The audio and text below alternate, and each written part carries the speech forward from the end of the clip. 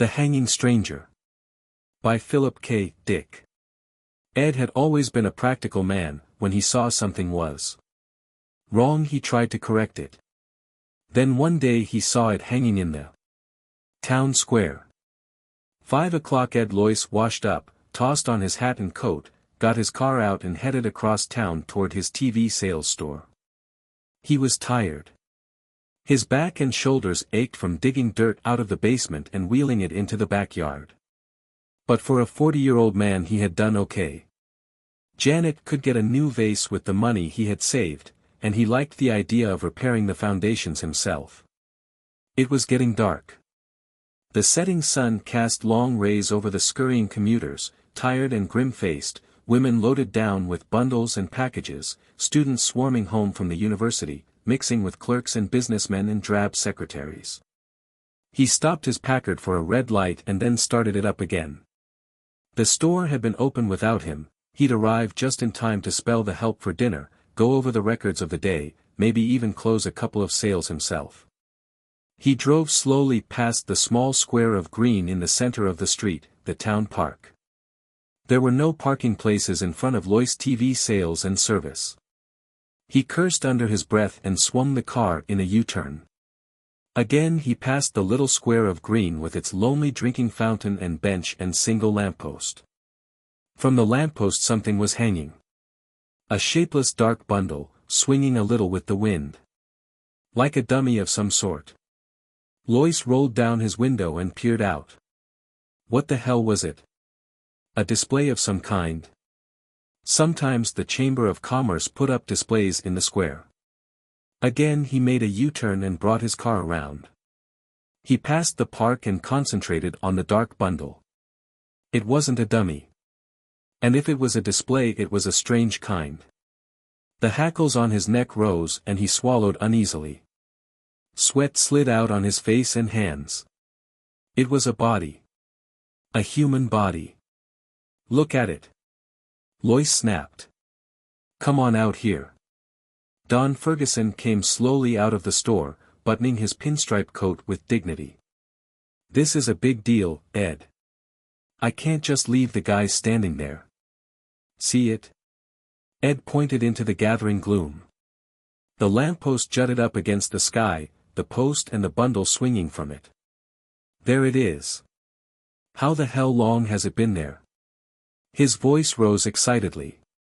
What's wrong with everybody? They just walk on past. Don Ferguson lit a cigarette slowly. Take it easy, old man. There must be a good reason, or it wouldn't be there. A reason? What kind of a reason? Ferguson shrugged. Like the time the Traffic Safety Council put that wrecked Buick there. Some sort of civic thing. How would I know? Jack Potter from the shoe shop joined them. What's up, boys? There's a body hanging from the lamppost, Loyce said. I'm going to call the cops. They must know about it, Potter said. Or otherwise it wouldn't be there. I got to get back in. Ferguson headed back into the store. Business before pleasure. Loyce began to get hysterical. You see it? You see it hanging there? A man's body. A dead man. Sure, Ed. I saw it this afternoon when I went out for coffee. You mean it's been there all afternoon? Sure. What's the matter? Potter glanced at his watch. Have to run. See you later, Ed. Potter hurried off, joining the flow of people moving along the sidewalk. Men and women, passing by the park. A few glanced up curiously at the dark bundle, and then went on. Nobody stopped. Nobody paid any attention. I'm going nuts, Loyce whispered. He made his way to the curb and crossed out into traffic, among the cars. Horns honked angrily at him. He gained the curb and stepped up onto the little square of green. The man had been middle-aged. His clothing was ripped and torn, a gray suit, splashed and caked with dried mud. A stranger. Loyce had never seen him before. Not a local man. His face was partly turned away, and in the evening wind he spun a little, turning gently, silently. His skin was gouged and cut. Red gashes, deep scratches of congealed blood. A pair of steel-rimmed glasses hung from one ear, dangling foolishly. His eyes bulged. His mouth was open, tongue thick and ugly blue. "For heaven's sake," Loyce muttered, sickened. He pushed down his nausea and made his way back to the sidewalk. He was shaking all over, with revulsion, and fear. Why? Who was the man? Why was he hanging there? What did it mean? And, why didn't anybody notice? He bumped into a small man hurrying along the sidewalk. "Watch it," the man grated. "Oh, it's you, Ed." Ed nodded dazedly. "Hello, Jenkins. What's the matter?" The stationary clerk caught Ed's arm. "You look sick." "The body. They're in the park." "Sure, Ed." Jenkins led him into the alcove of Loyce TV sales and service. "Take it easy." Margaret Henderson from the jewelry store joined them. "Something wrong?" "Ed's not feeling well." Loyce yanked himself free. "How can you stand here? Don't you see it? For God's sake. What's he talking about?" Margaret asked nervously. "The body." Ed shouted. "The body hanging there." More people collected. "Is he sick?" "It's Ed Loyce." "You okay, Ed?" "The body." Loyce screamed, struggling to get past them. Hands caught at him. He tore loose. "Let me go." "The police." "Get the police." "Ed. Better get a doctor. He must be sick. Or drunk." Loyce fought his way through the people. He stumbled and half fell. Through a blur he saw rows of faces, curious, concerned, anxious. Men and women halting to see what the disturbance was. He fought past them toward his store. He could see Ferguson inside talking to a man, showing him an Emerson TV set. Pete Foley in the back at the service counter, setting up a new Philco. Loyce shouted at them frantically. His voice was lost in the roar of traffic and the murmur around him. "Do something," he screamed. "Don't stand there. Do something. Something's wrong. Something's happened. Things are going on." The crowd melted respectfully for the two heavy-set cops moving efficiently toward Loyce. "Name?" the cop with the notebook murmured. "Loyce." He mopped his forehead wearily. "Edward C. Loyce. Listen to me. Back there." "Address?" the cop demanded. The police car moved swiftly through traffic, shooting among the cars and buses. Loyce sagged against the seat, exhausted and confused. He took a deep shuddering breath. 1368, Hearst Road. "That's here in Pikeville." "That's right." Loyce pulled himself up with a violent effort. "Listen to me. Back there. In the square. Hanging from the lamppost." "Where were you today?" the cop behind the wheel demanded. "Where?" Loyce echoed. "You weren't in your shop, were you?" "No." He shook his head. "No, I was home. Down in the basement." "In the basement?" "Digging. A new foundation. Getting out the dirt to pour a cement frame." "Why? What has that to do with?" "Was anybody else down there with you?" "No. My wife was downtown. My kids were at school." Loyce looked from one heavy-set cop to the other. Hope flicked across his face, wild hope. "You mean because I was down there I missed the explanation? I didn't get in on it? Like everybody else?" After a pause the cop with the notebook said, "That's right. You missed the explanation. Then it's official. The body, it's supposed to be hanging there.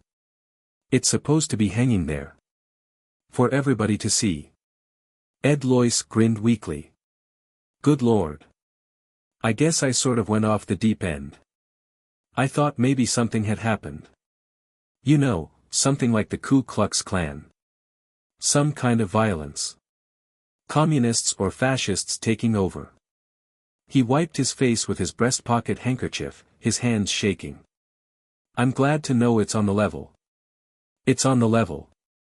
The police car was getting near the Hall of Justice. The sun had set. The streets were gloomy and dark. The lights had not yet come on. I feel better, Loyce said. I was pretty excited there, for a minute. I guess I got all stirred up. Now that I understand, there's no need to take me in, is there? The two cops said nothing. I should be back at my store. The boys haven't had dinner. I'm all right, now. No more trouble. Is there any need of? This won't take long, the cop behind the wheel interrupted. A short process. Only a few minutes. I hope it's short, Loyce muttered. The car slowed down for a stoplight. I guess I sort of disturbed the peace. Funny, getting excited like that, Anne. Loyce yanked the door open. He sprawled out into the street and rolled to his feet. Cars were moving all around him, gaining speed as the light changed. Loyce leaped onto the curb and raced among the people, burrowing into the swarming crowds. Behind him he heard sounds, shouts, people running. They weren't cops. He had realized that right away. He knew every cop in Pikeville. A man couldn't own a store, operate a business in a small town for 25 years without getting to know all the cops. They weren't cops, and there hadn't been any explanation. Potter, Ferguson, Jenkins, none of them knew why it was there. They didn't know, and they didn't care. That was the strange part. Loyce ducked into a hardware store. He raced toward the back, past the startled clerks and customers, into the shipping room and through the back door. He tripped over a garbage can and ran up a flight of concrete steps. He climbed over a fence and jumped down on the other side, gasping and panting. There was no sound behind him. He had got away. He was at the entrance of an alley, dark and strewn with boards and ruined boxes and tires. He could see the street at the far end. A street light wavered and came on. Men and women. Stores. Neon signs. Cars. And to his right, the police station. He was close, terribly close. Past the loading platform of a grocery store rose the white concrete side of the Hall of Justice. Barred windows. The police antenna. A great concrete wall rising up in the darkness. A bad place for him to be near. He was too close. He had to keep moving, get farther away from them. Them. Loyce moved cautiously down the alley. Beyond the police station was the city hall, the old-fashioned yellow structure of wood and gilded brass and broad cement steps. He could see the endless rows of offices, dark windows, the cedars and beds of flowers on each side of the entrance. And, something else. Above the city hall was a patch of darkness, a cone of gloom denser than the surrounding night. A prism of black that spread out and was lost into the sky. He listened. Good God, he could hear something. Something that made him struggle frantically to close his ears, his mind, to shut out the sound. A buzzing. A distant, muted hum like a great swarm of bees. Loyce gazed up, rigid with horror. The splotch of darkness, hanging over the city hall. Darkness so thick it seemed almost solid. In the vortex something moved. Flickering shapes. Things, descending from the sky, pausing momentarily above the city hall, fluttering over it in a dense swarm and then dropping silently onto the roof. Shapes. Fluttering shapes from the sky. From the crack of darkness that hung above him. He was seeing them. For a long time Loyce watched, crouched behind a sagging fence in a pool of scummy water. They were landing. Coming down in groups, landing on the roof of the city hall and disappearing inside. They had wings. Like giant insects of some kind. They flew and fluttered and came to rest, and then crawled crab fashion, sideways, across the roof and into the building. He was sickened. And fascinated. Cold night wind blew around him and he shuddered. He was tired, dazed with shock. On the front steps of the city hall were men, standing here and there. Groups of men coming out of the building and halting for a moment before going on. Were there more of them? It didn't seem possible. What he saw descending from the black chasm weren't men. They were alien, from some other world, some other dimension. Sliding through this slit, this break in the shell of the universe. Entering through this gap, winged insects from another realm of being. On the steps of the city hall a group of men broke up. A few moved toward a waiting car. One of the remaining shapes started to re-enter the city hall. It changed its mind and turned to follow the others. Loyce closed his eyes in horror. His senses reeled. He hung on tight, clutching at the sagging fence. The shape, the man shape, had abruptly fluttered up and flapped after the others. It flew to the sidewalk and came to rest among them. Pseudo-men. Imitation men. Insects with ability to disguise themselves as men. Like other insects familiar to Earth. Protective coloration. Mimicry. Loyce pulled himself away. He got slowly to his feet. It was night. The alley was totally dark. But maybe they could see in the dark. Maybe darkness made no difference to them. He left the alley cautiously and moved out onto the street. Men and women flowed past, but not so many, now. At the bus stop stood waiting groups. A huge bus lumbered along the street, its lights flashing in the evening gloom. Loyce moved forward.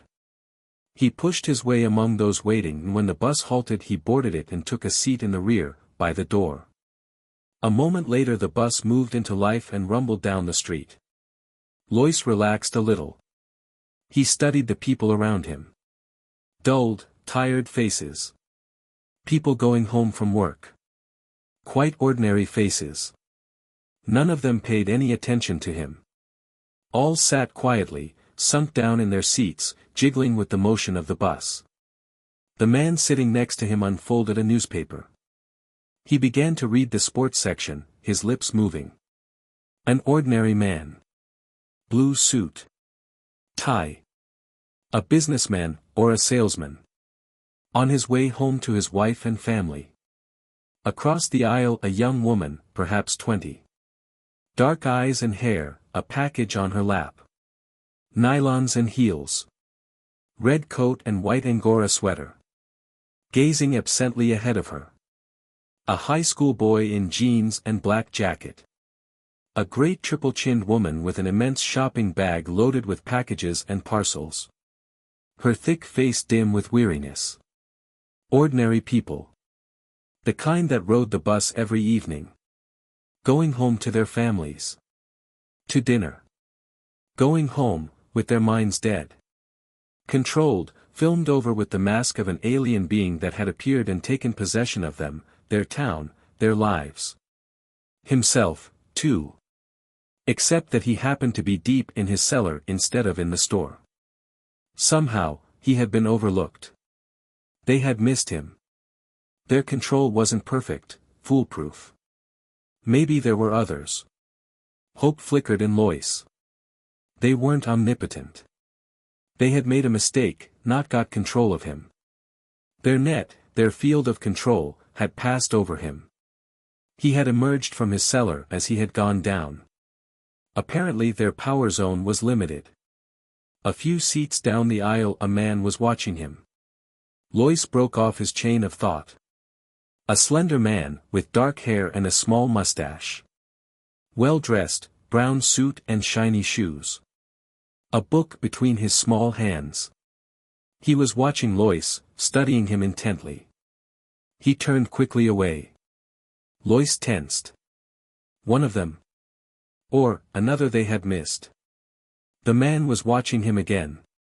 Small dark eyes, alive and clever. Shrewd. A man too shrewd for them, or one of the things itself, an alien insect from beyond. The bus halted. An elderly man got on slowly and dropped his token into the box. He moved down the aisle and took a seat opposite Loyce. The elderly man caught the sharp-eyed man's gaze. For a split second something passed between them. A look rich with meaning. Loyce got to his feet. The bus was moving. He ran to the door. One step down into the well. He yanked the emergency door release. The rubber door swung open. "Hey!" the driver shouted, jamming on the brakes. "What the hell?" Loyce squirmed through. The bus was slowing down. Houses on all sides. A residential district, lawns and tall apartment buildings. Behind him, the bright-eyed man had leaped up. The elderly man was also on his feet. They were coming after him. Loyce leaped. He hit the pavement with terrific force and rolled against the curb. Pain lapped over him. Pain and a vast tide of blackness. Desperately, he fought it off. He struggled to his knees and then slid down again. The bus had stopped. People were getting off. Loyce groped around. His fingers closed over something. A rock, lying in the gutter. He crawled to his feet, grunting with pain. A shape loomed before him. A man, the bright-eyed man with the book. Loyce kicked. The man gasped and fell. Loyce brought the rock down. The man screamed and tried to roll away. "Stop! For God's sake, listen!" He struck again. A hideous crunching sound. The man's voice cut off and dissolved in a bubbling wail. Loyce scrambled up and back. The others were there, now. All around him. He ran, awkwardly, down the sidewalk, up a driveway. None of them followed him. They had stopped and were bending over the inert body of the man with the book, the bright-eyed man who had come after him. Had he made a mistake? But it was too late to worry about that. He had to get out, away from them. Out of Pikeville, beyond the crack of darkness, the rent between their world and his. "Ed." Janet Loyce backed away nervously. "What is it?" "What?" Ed Loyce slammed the door behind him and came into the living room. "Pull down the shades. Quick." Janet moved toward the window. "But. Do as I say." "Who else is here besides you?" "Nobody. Just the twins. They're upstairs in their room." "What's happened? You look so strange. Why are you home?" Ed locked the front door. He prowled around the house, into the kitchen. From the drawer under the sink he slid out the big butcher knife and ran his finger along it. Sharp. Plenty sharp. He returned to the living room. "Listen to me," he said. "I don't have much time. They know I escaped and they'll be looking for me." "Escaped?" Janet's face twisted with bewilderment and fear. "Who?" "The town has been taken over. They're in control. I've got it pretty well figured out. They started at the top, at the city hall and police department. What they did with the real humans they..." "What are you talking about?" "We've been invaded. From some other universe, some other dimension. They're insects. Mimicry. And more. Power to control minds. Your mind. My mind. Their entrance is here, in Pikeville. They've taken over all of you. The whole town, except me. We're up against an incredibly powerful enemy, but they have their limitations. That's our hope. They're limited. They can make mistakes." Janet shook her head. "I don't understand, Ed. You must be insane." "Insane? No. Just lucky. If I hadn't been down in the basement I'd be like all the rest of you." Loyce peered out the window. "But I can't stand here talking. Get your coat." "My coat?" We're getting out of here. Out of Pikeville. We've got to get help. Fight this thing. They can be beaten. They're not infallible. It's going to be close, but we may make it if we hurry. Come on. He grabbed her arm roughly. Get your coat and call the twins. We're all leaving. Don't stop to pack. There's no time for that. White-faced, his wife moved toward the closet and got down her coat. Where are we going? Ed pulled open the desk drawer and spilled the contents out onto the floor. He grabbed up a road map and spread it open. They'll have the highway covered, of course. But there's a back road. To Oak Grove. I got onto it once. It's practically abandoned. Maybe they'll forget about it. The old ranch road. Good Lord, it's completely closed. Nobody's supposed to drive over it. I know. Ed thrust the map grimly into his coat. That's our best chance. Now call down the twins and let's get going. Your car is full of gas, isn't it? Janet was dazed. The Chevy? I had it filled up yesterday afternoon. Janet moved toward the stairs. Ed, call the twins. Ed unlocked the front door and peered out. Nothing stirred. No sign of life. All right so far. Come on downstairs, Janet called in a wavering voice. We're going out for a while. Now. Tommy's voice came. Hurry up, Ed barked. Get down here, both of you. Tommy appeared at the top of the stairs. I was doing my homework. We're starting fractions. Miss Parker says if we don't get this done, you can forget about fractions. Ed grabbed his son as he came down the stairs and propelled him toward the door. Where's Jim? He's coming. Jim started slowly down the stairs. What's up, Dad? We're going for a ride. A ride? Where? Ed turned to Janet. We'll leave the lights on. And the TV set. Go turn it on. He pushed her toward the set. So they'll think we're still. He heard the buzz. And dropped instantly, the long butcher knife out. Sickened, he saw it coming down the stairs at him, wings a blur of motion as it aimed itself. It still bore a vague resemblance to Jimmy. It was small, a baby one. A brief glimpse, the thing hurtling at him, cold, multi-lensed in human eyes. Wings, body still clothed in yellow t-shirt and jeans, the mimic outline still stamped on it. A strange half-turn of its body as it reached him. What was it doing? A stinger. Loyce stabbed wildly at it. It retreated, buzzing frantically. Loyce rolled and crawled toward the door. Tommy and Janet stood still as statues, faces blank. Watching without expression. Loyce stabbed again. This time the knife connected. The thing shrieked and faltered. It bounced against the wall and fluttered down. Something lapped through his mind. A wall of force, energy, an alien mind probing into him. He was suddenly paralyzed. The mind entered his own, touched against him briefly, shockingly. An utterly alien presence, settling over him, and then it flickered out as the thing collapsed in a broken heap on the rug. It was dead. He turned it over with his foot. It was an insect, a fly of some kind. Yellow t-shirt, jeans.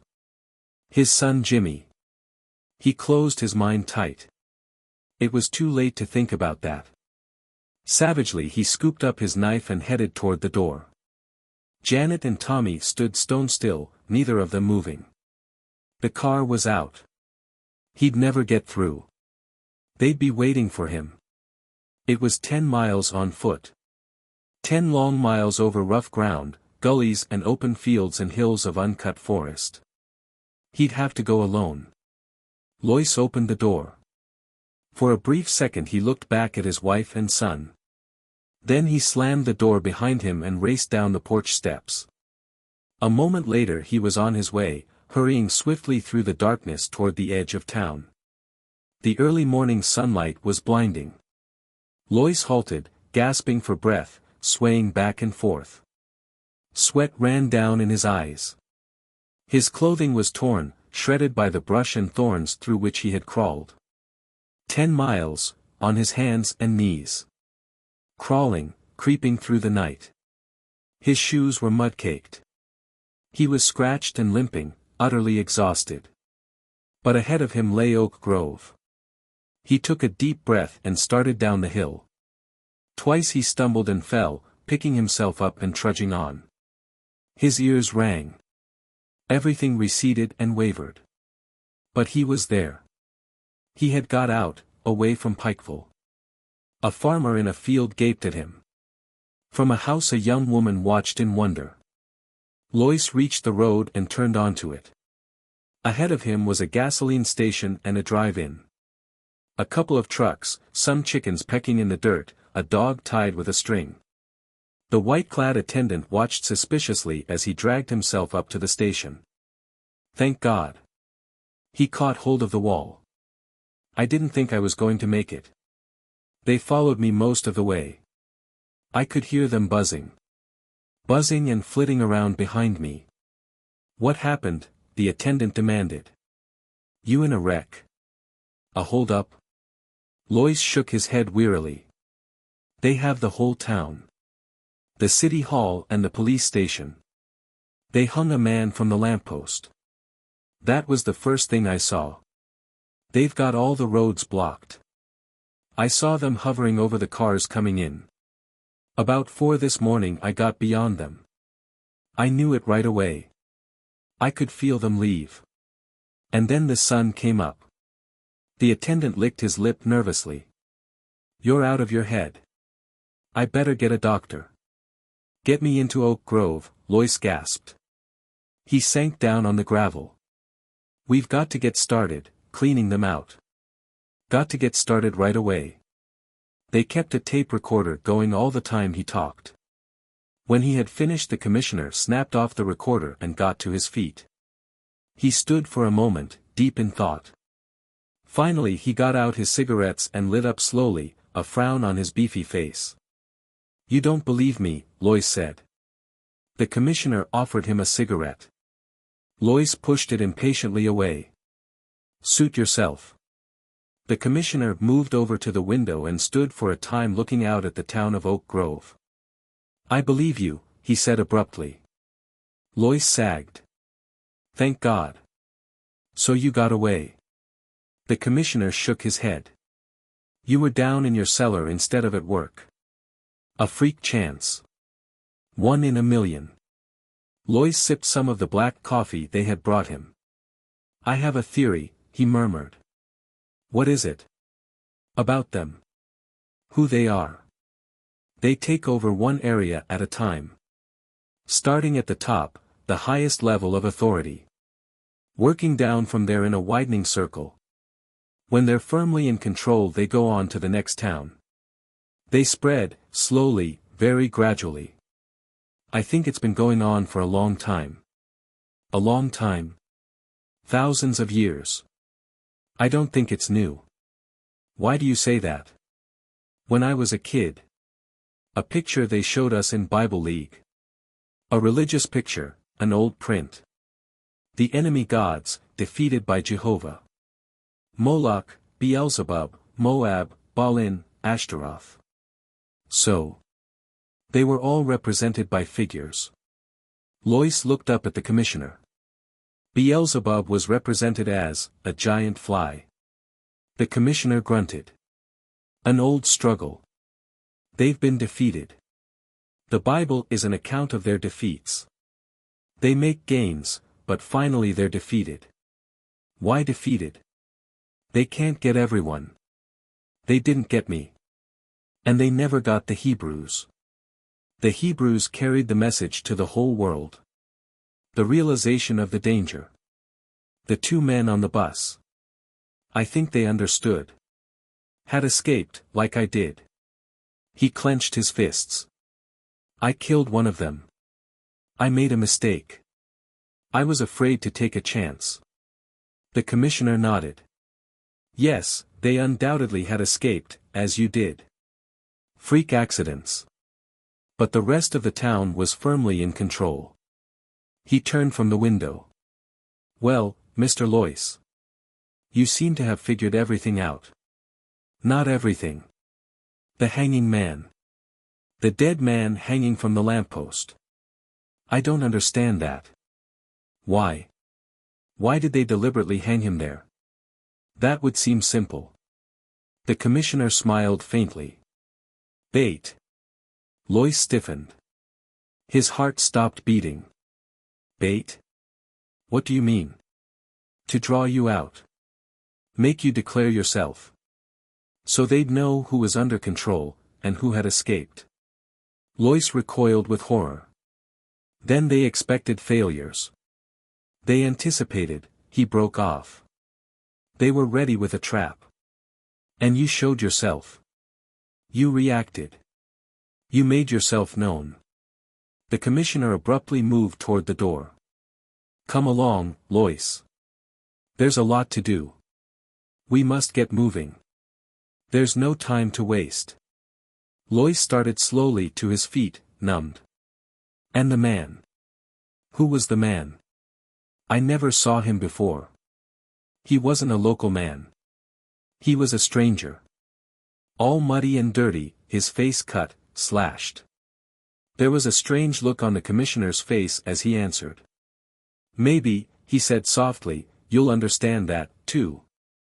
Come along with me, Mr. Loyce. He held the door open, his eyes gleaming. Loyce caught a glimpse of the street in front of the police station.